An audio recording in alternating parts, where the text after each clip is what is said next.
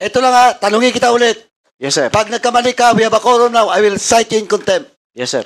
Tinawagan mo si Herrera, tama? Sir, si Herrera po ang tumawag sa akin. May call lang po ako. Tinawagan ka, okay. Opo, sir. Tapos, sir. eto ha, dito. Yes, sir. May Yes, papel sir. ka pa isa dyan? Yes, sir. Opo, sir. Punta niya, kinakabisa mo eh. Kasi, akin na nga papel yan. Because, ang pagpasok kay Rinilin is 3 a.m. Yes, sir. Opo, sir. Nag-usap kayo 5:13. Yes, sir. Tinanong mo kung silang pumasok, Yes, sir. dininay. Yes, sir. Pero tinuloy pa rin nila ang operasyon sa kabila? Yes, sir. Ng puta. Sorry, Chairman. Anyway, Mr. Chairman, I am compelled to cite in contempt the City Director of Lucena City. So move, Mr. Chairman. So there's a motion to cite in contempt former Chief of Police of Lucena in the name of Colonel Reyes. Any second the motion? Duly seconded. Any objection? Hearing none, the said motion is now approved. Enzo Recto, kalaban ang katiwalian at kasinungalingan, kakampi sa katotohanan at kabutihan.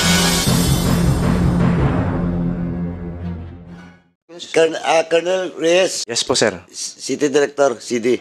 Yung operation na ginawa nila, alam mo yon, di ba? But of course, the detail when, yun ang hindi. Yes, sir. Opo, sir. So alam mo, Yes, sir. of course, alam mo rin kung paano mag-operate dapat sa drugs. Yes, sir. Drug operation. Yes, sir. Dapat ba nakabunit? No, sir. Kaya nga po, sir. Sandali. Tinatanong lang kita. No, sir. No, sir. Dapat, di ba, naka-uniforme. Yes, sir. Sa Intel, sir, pagka by bus po, sir, ay hindi sila, sir, Hindi, ang nag-uniform. sinasabi ko, may naka-uniforme dapat, di ba? Yes, sir. May media. Yes, sir. Elected barangay official. Meron po, sir. Sa case na yan, mayroon? Meron po, sir. May sumama? Yes, sir. Na barangay official? Dito, sir, kay Jonathan, sir, wala, sir. Pero doon sa kay Salcedo, sir, meron po, sir. Yan, Salcedo. Ay, pag-usapan natin yung sa bahay. Kay, sir, wala po, sir, wala. O di, anong tingin mo doon? Kaya- Nakabonet, no? Nakabonet, walang media, walang local official, barangay official, naka-coordinate ba sa PDEA? Yes. Wag ka mag-sinungaling. Papatawag na rin yung PDEA. On that day, Mayroon po, operation. sir. Mayroon, sir. Ang coordination nga po, sir, ay yung kay Christian Salcedo, No. sir. Nakalagay ay cohort, sir, si ano. Ay, hindi. Pero kung tinatanong niyo po, sir, ay pangalan po, sir, ni Jonathan, sir, wala po, sir. wala. Yes, diba? sir. Pero 2 days after, cohorts. Si Jonathan, nung subject. Tama?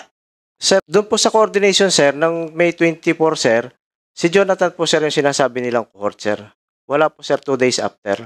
May 24 mismo. Yes, sir. Opo, sir. Pero yung subject ng warrant, anang bypass, sino? Si Jonathan? Si Salcedo po, sir. Ba't umabot kayo doon tao mo sa kay Jonathan? Kaya nga po, sir, doon ko po, sir, nakitaan ng pagkakamali, sir, sila. Kaya nga po, sir, antimano po, sir, ay inaresto ko po agad sila, sir. Hindi, okay na yon. Opo, sir. Post-operation report, gumawa ba sila? Wala. Wala po, sir. Kasi dininay pa nga di ba? Sinabi mo kanina, dininay. Let's say, walang post-operation report, tama? Yes, sir. Wala po, sir. In short, hindi mo alam. Chairman, sandali ba't ka tumawag kay Herrera? No, sir. Siya po, sir. Siya tumawag? Yes, sir. Anong sabi? Siya, sir, ang nagsabi sa akin, sir, na sila ay nagkakandak ng drug operation, Hindi, sir. dali. Yung post-operation. Di ba, sabi mo kanina, ikaw ang tumawag kay Herrera kung sila ang pumasok? Siya, sir, ang tumawag po sa akin, sir. Na hindi kami pumasok diyan? Yes, sir. Tumawag po siya, sir, sa akin na sila, sir, ay nag-ooperate ng drugs sa... Dali! Ito talaga si Epe. Epe, wag ka nga magsinungaling. Ito lang, Epe, ha? Ito lang, tanungin kita ulit. Yes, sir. Pag nagkamali ka, we have a quorum now, I will cite you in contempt. Yes, sir. Kanina, tinanong kita, post-operation to, ha? Yes, sir. Post-operation, sir. Tinanong kita, sabi mo, si Herrera, tinawagan mo. At tinanong, kung kayo ba ang pumasok doon sa Barangay Ransuan? Sir, hindi pa po post-operation yun, sir. Post na, kasi nangyari na nga eh. Anak na, ano ka ba naman? Tinatanong kita kanina, CD. Tinanong kita, malinaw, nandito lahat. Tinanong kita, sinong tumawag? Sabi mo, wag mo muna iyon. Sabi mo kanina, tinawagan mo si Herrera, tinanong mo kung kayo ba ang pumasok sa Barangay Ransuan. Tama, hindi? Sir, ang sinabi ko po kanina, sir, at nakasulat po dito, nakatanggap ako ng tawag mula kay Captain Herrera at tinanong ko sila kung sila ang pumasok sa bahay ni Reynalyn, sir. That is why. Bakit mo siya tinanong? Kasi alam mo na may nangyari na. Yes, hindi, sir. Kasi, sir, alam ko, sir, may drug operation sila, sir, sa lugar na yun, sir. Epe naman, no? Akin na nga yung papel mo. Sinungaling to. Last na lang to, Epe, ha? Ibalik ko, Epe, ha? Ito, lalabas talaga sinungaling ka. Pag hindi mo, ayaw ko na basahin to. Tinawagan mo si Herrera, tama? Sir, si Herrera po ang tumawag sa akin. May call lang po ako. Tinawagan ka, okay. Opo, sir. Tapos, sir, eto dito. yes, sir. May Yes, papel sir. ka pa isa dyan? Yes, sir. Opo, sir. Punta niya, kinakabisa mo eh. Kasi, akin na nga papel yan. Ganito lang yan. It happens May 24. Napaka-sensitive because ang biktima is witness of this committee hearing. Now, hindi pwede, Hepe, kahit wala kang papel na hawakan, kung totoo ang sinasabi mo, kayang-kaya mo yan sabihin. O, sige, tinawagan ka ni Herrera. O, then, anong pinag-usapan nyo? Sir, nung tinawagan po ako ni Herrera, sir, tapos, sir, sabi niya sa akin, sir, ay di nakatanggap po, sir, ako ng tawag. Kasi, sir, papunta po kami ng ransuhan. Tinanong ko siya, sir, kung sila yung pumasok doon kayo sa bahay ni Renilyn, sir. Okay, stop. O, ikaw nagtanong. Tama? Yes, sir. Ako po, sir, ang nagtanong. O, ano sagot niya? Hindi, sir. Hindi sila pumasok. Ito, Epe, in short, ba't ka magtatanong kung hindi mo alam? Nagasi, Epe, oh, ano? Ba't ka magtatanong kung hindi mo alam? Oh, sige nga. Kasi, sir, may reklamo po, sir, si Ma'am Renilyn na may pumasok po doon sa kanila sa ransuhan, sir, eh. Kaya, sir... Oo nga, ang sinasabi ko nga, tinanong mo, di ba, si Herrera kung silang pumasok? Yes, sir. Opo, pero sir. si Herrera din nag-report sa iyo na may drug operation. Yes, sir. O, di alam mo, di ba? Sir, ibang operation naman po, sir, yung kanilang sinasabi, sir. Kasi, sir, may operation... Ay, sandali, Epe. Ito, nakikinig lahat, oh. This will be your last chance. And I will move to cite you in contempt. Alam mo, hindi. Epe, ha? Ba't ka magtatanong? Saka bakit ang sagot sa iyo is may operation sa ransuhan? Then, ba't ka magtatanong kung hindi mo alam? Sige nga. Sir, kasi nga po, sir, ay may nangyari pong insidente. Kaya po ganun yung aking tanong sa kanya nung tumawag siya sa akin. Dahil, sir, pagpunta ko po, responde ko nga po doon, sir, baka nga sila kako yung pumasok doon sa bahay ni Ma'am Renilyn, sir. Hindi, Epe, sorry ha. Sinasabi ko nga kanina, we will start with the post-operation report. Sabi mo wala, di ba? Yes, pero sir. nag-usap kayo ni Herrera na may operation sila. Di ba? Yes, sir. Oh, Sir. di alam mo, Sir. alam mo rin na hindi Sir. kailangan gumawa ng post-operation report kasi iba yung operation, intention ng operation. Kung ba naman, no? Chairman, actually established na yon na, kumbaga, established na yon na ang purpose ng operation is not for drugs. To intimidate the witness. Malinaw na yon. Kasi, kung titignan naman yung conduct, inamin naman ni Epe na nakabonet, nakaganon, pwede bang nasa DEU ka, Drug Enforcement Unit ka, tapos nakabunit ka? Diba kung ang purpose mo is by bus? Diba linaw? Walang kagawa, walang local official, barangay official. Yan, Epe, pasensya ka na po. Kasi, ang sagot mo kasi paiba-iba. Second is, kanina may sinasabi, last lang to, Epe, ha? Kanina may sinasabi kang dalawang operations. Dalawang target. Ano yung dalawang target? Naputol ka kasi tinanong ka ni Chairman kanina. O, ang tanong ko, ano yung dalawang target na sinasabi mo?